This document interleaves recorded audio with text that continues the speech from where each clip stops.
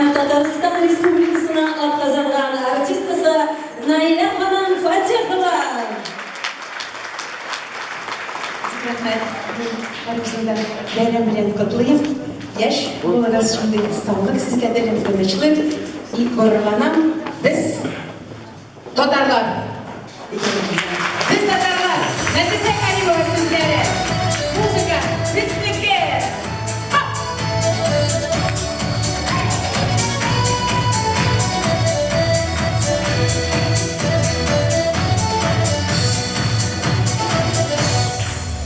Tuğan ile zorlukanda tükenmişler sarmancı Göllerine yok devirle Göllerine dinleyiciler Kurttan bulsun demerine bulsun şanlıkların yuvaları Biz tadarlar, biz tadarlar İyidir yürünün bağlar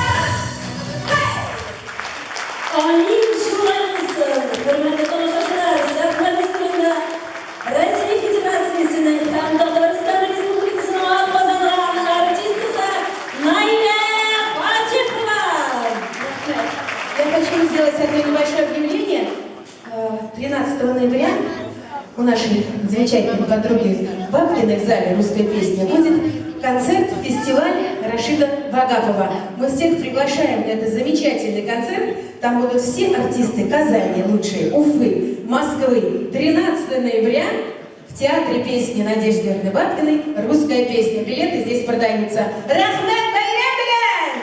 Рахмет! Рахмет!